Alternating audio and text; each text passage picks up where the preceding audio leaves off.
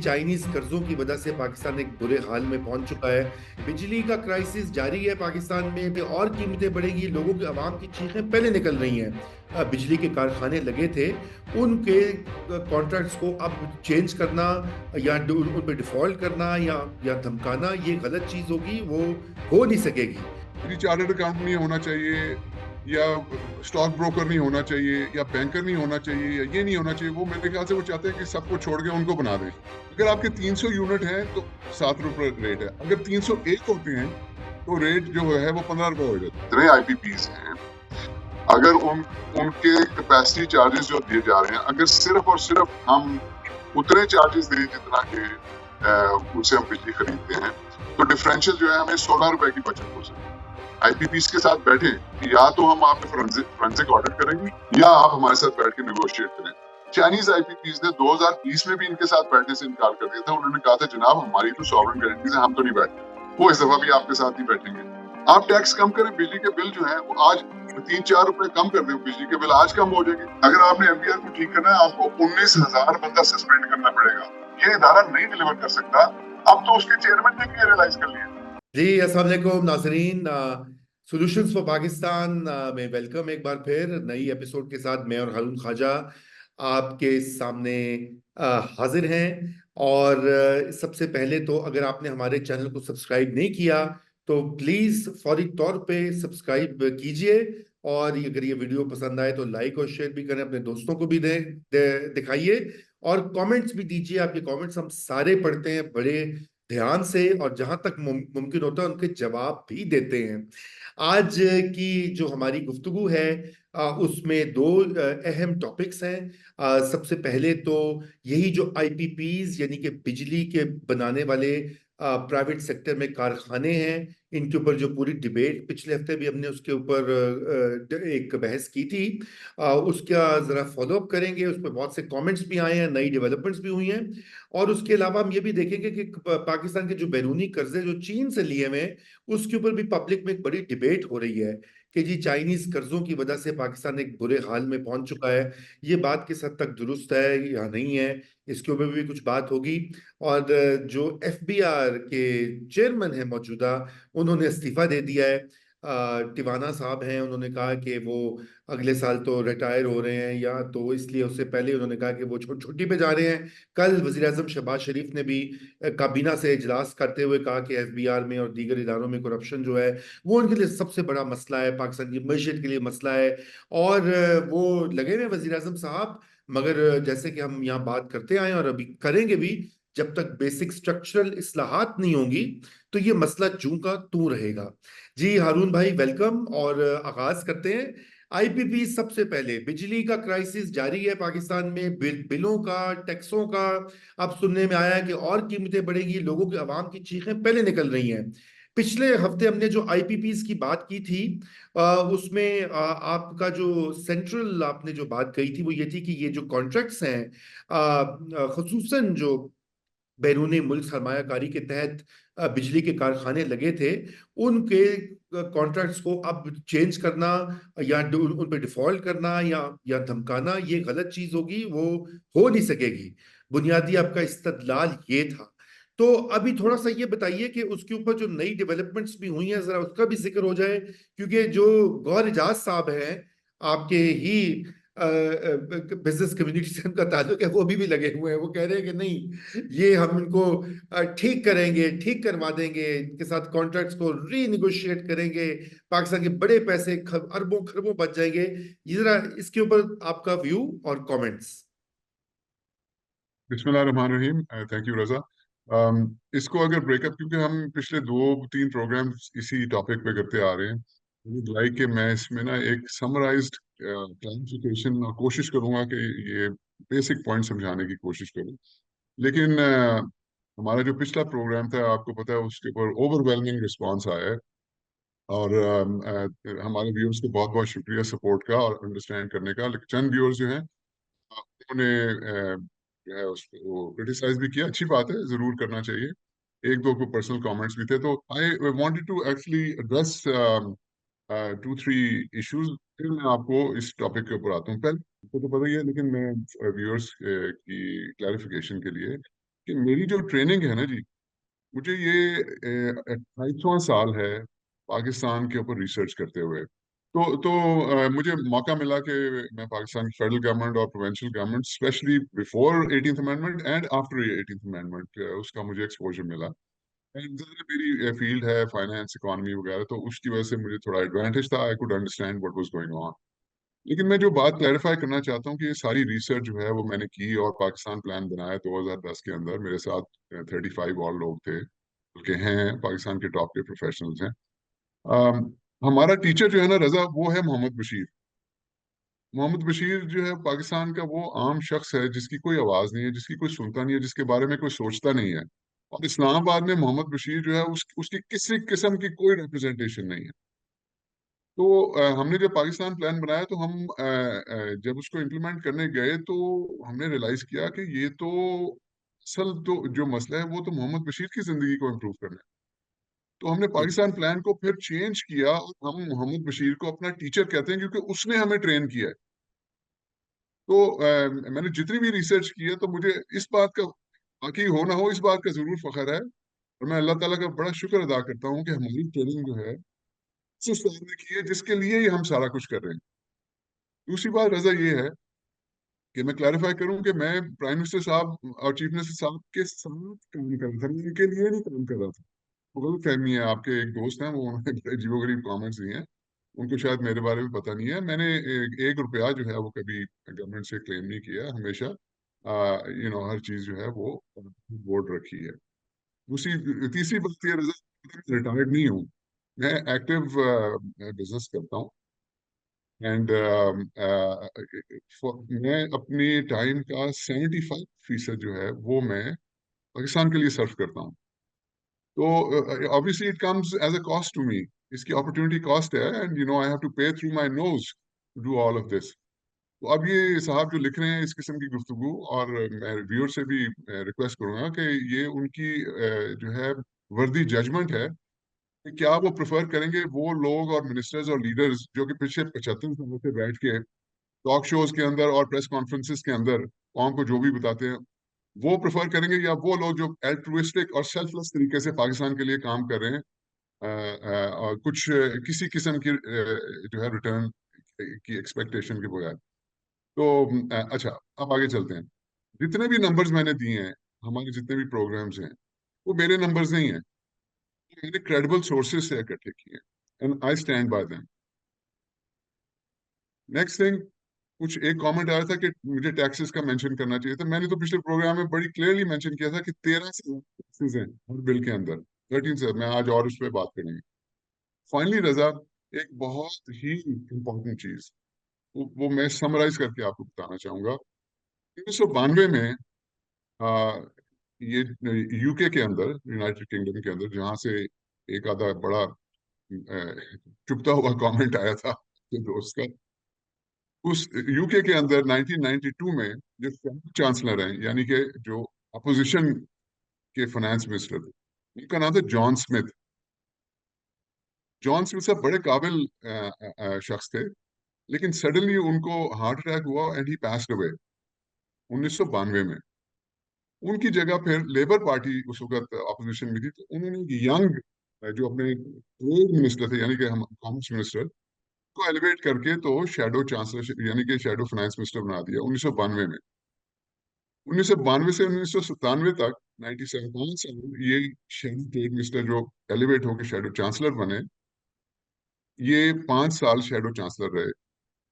1997 में Tony Blair साहब ने इलेक्शन जीता, और लेबर जो है वो वापस उन्होंने गवर्नमेंट बड़ी लैंडस्लाइड से जीती। तो टोनी ब्लेयर साहब ने इन साहब को फाइनेंस मिनिस्टर बना दिया, चांसलर बना दिया। ये साहब फिर 10 साल, 10 साल यूके के फाइनेंस मिनिस्टर रहे, और अनप्रेसिडेंटेड ग्रोथ जो है ना, ब्रिटेन ब्रिटेन की हिस्ट्री की अनप्रेसिडेंटेड ग्रोथ इनके अंडर रही। 2007 में फिर टोनी ब्लेयर साहब रिटायर हुए और इनको प्राइम मिनिस्टर बना दिया गया। सो ये, मतलब इनके अंडर यूके की इकोनॉमी बेस्ट परफॉर्मिंग इकोनॉमी थी अपनी हिस्ट्री की। इनका नाम जनाब था गॉर्डन ब्राउन, जी। और ये एक चार्टर्ड अकाउंटेंट थे। सो वो लोग जो कहते हैं बार बार यदि चार्टर्ड अकाउंट नहीं होना चाहिए या स्टॉक ब्रोकर नहीं होना चाहिए या बैंकर नहीं होना चाहिए या ये नहीं होना चाहिए, वो मेरे ख्याल से वो चाहते हैं कि सबको छोड़ के उनको बना दें। तो वो जरा सोच समझ के थोड़ी रिसर्च करके बात किया करें। वो इंग्लैंड में बैठ के अपने कमरे में बैठ के तो टीवी देख के और तबसरे सुन के और इस्लामी अखबार पढ़ के अपने ओपिनियन बना लेते हैं। भाई आप यहाँ पे आए जरा मुजफ्फरनगर की गर्मी में और मीरपुर खास की गर्मी में 14-14 फुट पानी के अंदर टैक्सी में जाए कि पाकिस्तान भी होता गया और मोहब्बत भी होता गया। पहले आप उनसे मिले, इस किस्म के कमेंट्स हैं। Let's come to the point Raza. अच्छा, तो ये आईपीपीस का इशू जो है ये स्टार्ट क्यों हुआ है रजा? हुआ ये कि बजट के बाद गवर्नमेंट ने क्या किया कि जो लाइफलाइन कंज्यूमर्स है ना, जिनके 300 यूनिट और 500 यूनिट, उनकी सब्सिडी विद्रॉ कर ली। अच्छा, अब जब सब्सिडी विद्रॉ की तो वो गालबन उन्होंने वापस भी कर दी, वो कंफ्यूजन में ये रहा। तो 300 यूनिट का मसलन अगर 9 रुपए रेट है, ये 7 रुपए रेट है गालबन। अगर आपके 300 यूनिट है तो 7 रुपए रेट है। अगर 301 होते हैं तो रेट जो है वो 15 रुपए हो जाता है। यानी कि वो 15 रुपए, 300 यूनिट, 301 यूनिट सारे के सारे का 15 रुपए हो जाते हैं। हाँ जी। आप पॉइंट समझ रहे हैं? ये नहीं होता कि 300 पे 7 और 300 के ऊपर वाले के ऊपर 15। इसी तरह 500 यूनिट है वो 15 रुपए है, 501 यूनिट होता है तो सारे के सारे का 25 रुपए हो जाता है। तो जो मीटर रीडर्स है वो अगर एक यूनिट बढ़ा दें तो आपका वो बिल बढ़ जाता है, मतलब डबल हो जाता है, डबल से भी ज्यादा हो जाता है। तो इस वजह से पब्लिक जो है उसको ये बहुत ज्यादा पिंच की है। तो रजा मैं आईपीपीस का आपको सिंप्लीफाई करके बताता हूँ कि ये तकरीबन 64 रुपए का रेट है। तो अब इसको ना जस्ट मैं मतलब अप्रोक्सीमेशन के अंदर जाऊंगा ताकि लोगों को समझ आ सके। वो 64 रुपए जो है, वो जो इंडस्ट्रियलिस्ट हैं वो ये कह रहे हैं कि जितने आईपीपीज हैं, अगर उनके कैपेसिटी चार्जेस जो दिए जा रहे हैं, अगर सिर्फ और सिर्फ हम उतने चार्जेस दें जितना के उनसे हम बिजली खरीदते हैं, तो डिफरेंशियल जो है हमें 16 रुपए की बचत हो सकती है। सो वो कह रहे हैं कि 64 रुपए में 16 रुपए जो है वो कैपेसिटी चार्जेस है। फिर जो transmission distribution losses and non recoveries वो 25% है, वो भी 16 रुपए है। ठीक। ठीक है जी, ये मेकअप ऑफ 64 में आपको बता रहा हूँ। 8 रुपए तकरीबन जो है वो सेकुलर डेट का बनता है, 8 रुपए तकरीबन टैक्सेस के बनते हैं, और एक्चुअल कॉस्ट तकरीबन 16 रुपए की बनती है। अब ये एक्यूरेट नंबर्स नहीं है, मैं समझाने के लिए ये बात कर रहा हूँ। अच्छा, अब इसको वन बाय वन आप ले लें। मेरा पॉइंट ये है, मैं पिछले हफ्ते से ये कहने की कोशिश कर रहा हूँ कि आप सिर्फ कैपेसिटी चार्जेस की क्यों बात कर रहे हैं। कैपेसिटी चार्जेस में जरूर आप बैठे, आईपीपीस के साथ बैठे। 3 किस्म के आईपीपीस हैं, एक प्राइवेट आईपीपीस है, एक चाइनीज आईपीपीस है और एक गवर्नमेंट की आईपीपीस। ठीक है जी, वो प्राइवेट आईपीपीस जो थे वो 2020 के अंदर मोहम्मद अली साहब की रिपोर्ट भी एक थी, वो उनके साथ बैठे, वो पूरी टीम गवर्नमेंट बैठी 2020 में, उनसे रीनेगोशिएट किया, क्योंकि उनके कॉन्ट्रैक्ट्स के अंदर और जो एक्चुअल पेमेंट्स हुई थी उसके अंदर काफी ऊंच नीच थी। उन्होंने सारा उसको रिव्यू करके उनको ऑप्शन दी कि या तो हम आप पे फोरेंसिक ऑडिट करेंगे या आप हमारे साथ बैठ के नेगोशिएट करें।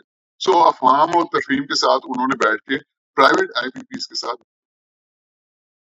और उसके रिजल्ट में एक तो उन्होंने डॉलर के साथ जो लिंक थी पेमेंट्स, उसको रुपी पीकेआर के साथ कर दिया, 148 रुपए के ऊपर फिक्स कर दिया। और दूसरा ये है कि वो जितनी भी ओवर पेमेंट्स हुई थी वगैरह वगैरह, वो 800 अरब रुपए की जो है उन्होंने बचत की फ्यूचर के बिलों में। ठीक है जी, ये उन्होंने प्राइवेट आईपीपीस के साथ किया था। तो प्राइवेट आईपीपीस कुछ अग्री करके कुछ ने नहीं किया, तो जब ये उन्होंने थ्रेट किया इसका वो फोरेंसिक ऑडिट का, तो वो मान गए। राइट। तो अब 4 साल बाद आप उनसे दोबारा नेगोशिएट करना चाह रहे हैं, तो अस्यूमिंग कि फिर से ओवर बिलिंग हुई है, फिर से वो ऊंच नीच हुई है, मैं उन डिटेल्स में अब जाना शुरू हुआ तो फिर प्रोग्राम लंबा हो जाएगा कि तो आप कितना बचा लेंगे। एट बेस्ट आप 2-3 मैक्सिमम 4 रुपए बचा लेंगे, करेक्ट। 16 रुपए नहीं। ये प्राइवेट आईपीपीज है। दूसरे थे चाइनीज आईपीपीज। चाइनीज आईपीपीज ने 2020 में भी इनके साथ बैठने से इनकार कर दिया था। उन्होंने कहा था जनाब हमारी तो सॉवरेन गारंटीज है, हम तो नहीं बैठते, वो इस दफा भी आपके साथ नहीं बैठेंगे। और कीप इन माइंड रजा, हमने प्रोग्राम किया था आईएमएफ की ये एक्सटेंडेड फंड्स फैसिलिटी जो 7 बिलियन की हम साइन करना चाह रहे हैं, उसमें कंडीशन मैंने स्पेशली आपको ये मेंशन किया था, कंडीशन ये है कि बायलैटरल पार्टनर्स जो हैं वो ये लिख कर देंगे कि वो रीप्रोफाइल करेंगे आपका कर्जा। यानी कि चाइनीज जो है इस वक्त बड़ी सेंसिटिव हमारी सिचुएशन है उनके साथ, क्योंकि उनसे हमने रिक्वेस्ट करनी है कि हमें रीप्रोफाइल करके दे कर्जा। यानी कि अगले 3 साल जो पैसे आईएमएफ से आएंगे वो किसी भी बायलैटरल यानी किसी मुल्क को वापस कर्जा देने के लिए इस्तेमाल नहीं होंगे। तो हम तो उनके तरले मिन्नतें कर रहे हैं, अभी प्राइम मिनिस्टर ने लेटर भी लिखा है। तो एक तरफ हम उनके तरले मिन्नतें कर रहे हैं कि रीप्रोफाइल करें, दूसरी तरफ आपके ख्याल से जाके आईपीपीस के साथ बैठ के हम कहेंगे उनको क्या फोर्स करेंगे? मतलब ये देखे ना, ट्रक की बत्ती के पीछे लगाने वाली बात है कि आप अच्छा, तीसरे जो है वो गवर्नमेंट के आईपीपीस हैं। वही कमेंट भी इसके ऊपर आया था। वो जनाब गवर्नमेंट के आईपीपीस जो है उसकी कैपेसिटी पेमेंट आप खत्म कर दें, जीरो कर दें, चले। लेकिन वो सारा लोन उन्होंने लिया, ये they're finance by Chinese banks mostly. वो पैसे तो आपको देने ही देने हैं। तो आप चाहे इस जेब से निकाल रहे हैं, उस जेब से निकाल लें, उसका डेट, उसकी डेट की पेमेंट, उसकी फ्यूल की पेमेंट, उसकी ओएनएम, उसकी इंश्योरेंस, वो तो आपने देनी ही देनी है। जी हाँ। तो ये समझने की जरूरत है। मैं ये नहीं कह रहा कि आप नेगोशिएट ना करें, मैं आपको एक्सटेंट बता रहा हूँ कि ये ना समझे कि जी आईपीपीस के साथ नेगोशिएट करके तो आपको 16 रुपए बचेंगे, वो सवाल ही पैदा नहीं होता बचे। प्राइवेट आईपीपीस के साथ आप जरूर करें, उनके साथ बैठ के वो आपको 3 4 5 रुपए बच गए, बड़ी अच्छी बात है। लेकिन फोकस जो है, फोकस रजा करने की जरूरत है। जो 25% आपके transmission and distribution losses and non recoveries है, उस पर फोकस करें। उसकी कोई बात ही नहीं करता। सर्कुलर हम्म। डेट के ऊपर फोकस करें। आपके 19-20% इंटरेस्ट रेट है, ये नीचे आना चाहिए। इन्फ्लेशन आपकी जो है वो 12% से कम हो गई है। ये क्यों इंटरेस्ट रेट ज्यादा है? वो कम होंगे तो सर्कुलर डेट की पेमेंट कम होगी। आपके 13 डिफरेंट किस्म के टैक्सेस हैं, उन टैक्सेस को कम कर दें। आप टैक्स कम करें, बिजली के बिल जो है वो आज 3 4 रुपए कम कर दें, बिजली के बिल आज कम हो जाएंगे। यही जो जो आपको गैप आएगा फाइनेंसिंग में, ये आप अपना पीएसडीपी जो कि आप अपने एमएनए एमपीएस को जो है वो फ्री मनी देते हैं, उसमें से कम करें। So my point is there are other ways to bring down the electricity bill. While we negotiate with the private IPPs, the real thing is to focus on the 25% losses and non-recovery and the circular debt and taxes. So that was my point. Over to you. No no, thank you, that is a very valid point. उसमें ये जो हमारा topic था Chinese date वाला मसला, वो भी आपने कवर कर दिया है। तो हारून भाई, ये बढ़ते हैं एफपीआर की तरफ, आपका फेवरेट टॉपिक, जिसके ऊपर हमने बहुत सारे प्रोग्राम्स और बहुत सारी डिस्कशन हुई है। उसके चेयरमैन ने अभी कहा है कि वो कबल इस वक्त रिटायरमेंट की दरखास्त दे दी है, या नहीं है कि वो उनकी छुट्टी हो रही है या करवाई जा रही है। अब ये और उधर प्राइम मिनिस्टर ने एक कल कैबिनेट मीटिंग में जो खिताब करते हुए भी ये कहा कि एफबीआर में करप्शन का मसला और अफसरों का मसला बहुत बड़ा मसला। याद रहे कि इन्हीं चेयरमैन को इन्होंने फ्री हैंड दिया था कि वो बहुत सारे अफसरों को एडमिन पूल में डाल दें, यानी कि कुक्कुटे लाइन लगा दें जिनकी के शोहरत या एफिशिएंसी अच्छी नहीं है। वो भी उन्होंने किया, फिर भी कुछ नहीं निकला है। तो इसके ऊपर जरा बताइए।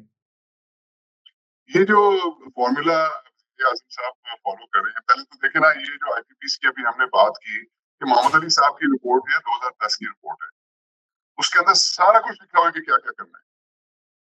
तो 3 साल तो हो गए, पहले पीडीएम 1 की गवर्नमेंट आई, फिर वो दरमियान में केयर टेकर आई, वो भी यही लोग थे, फिर अब पीडीएम 2 के 3 साल हो गए, आपने कुछ किया ही नहीं उसका।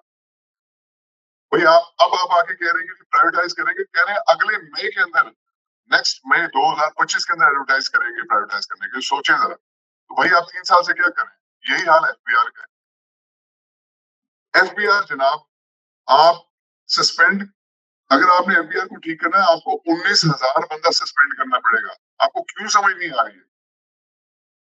ये सारे का सारा महकमा जो है, ये नहीं आपको डिलीवर कर सकता, बिकॉज ये इन्वेस्ट हो गया हुआ है। रेंट सीकिंग, हरासमेंट, इनको और कुछ आता ही नहीं है। यहाँ पे कोई टेक्निकल बंदा नहीं है जिसकी बैकग्राउंड हो, उनको तो टैक्स की समझ भी नहीं है। उनको उनको किसी भी ना टैक्सेशन लॉ की समझ है, ना उनको पता है कि ये बैलेंस शीट कैसे पढ़ी जाती है, ना उनको पता है कि टैक्स कैसे कैलकुलेट किया जाता है। आई डाउट कि उनको ये जो रिटर्न है, ये कैसे, इसको कैसे पढ़ना है, इनको तो ये भी मेरे ख्याल से नहीं पता। उनका एक ही काम होता है, दफ्तर में जाते हैं कि नोटिस इश्यू कर दो अपनी दिली तस्कीन करने के लिए कि जी हाँ जी, ये इतना बड़ा इंडस्ट्रियलिस्ट है, मेरे कमरे के बाहर आके बैठेगा, मुझसे तल इस तरह से तो ये लोग सोचते हैं। बाकी वास्ते आप क्या क्यों एक्सपेक्ट करें, क्यों वक्त जाया करें? ये इदारा नहीं डिलीवर कर सकता। अब तो उसके चेयरमैन ने भी ये रियलाइज कर लिया। तो चेयरमैन जो 3 साल से उधर काम कर रहे हैं, उसने भी रियलाइज कर लिया। उसने कहा कि अस्सलाम वालेकुम जी, मैं बाइज़्ज़त तरीके से चाहता हूँ। उन्होंने कहा मैं तो जानता हूँ। बिल्कुल, बिल्कुल यही तो हो रहा नया है। इदारा बनाने की ज़रूरत है, नेशनल टैक्स अथॉरिटी, उसके ऊपर आप कहेंगे तो इंशाल्लाह मैं और डॉक्टर इकरामुल्लाह एक प्रोग्राम भी कर देंगे। तो हमने उसके ऊपर पूरा काम कर लिया होगा। बिल्कुल, इंशाल्लाह ये इसके ऊपर भी हम करेंगे, नेशनल टैक्स अथॉरिटी और दीगर जो इस्लाहात होनी है। बहरहाल आज के हमारे शो का वक़्त ख़त्म होता है। बहुत शुक्रिया हारून भाई जॉइन करने के लिए, और नाज़रीन आपके कमेंट्स और questions please feel free to leave them, और अगले हफ्ते हम फिर हाज़िर होंगे दोबारा, और शायद वीकडे में ही हम दोबारा आपके साथ मौजूद हों और आपके सवालों का भी जवाब देंगे। थैंक यू और खुदा हाफ़िज़।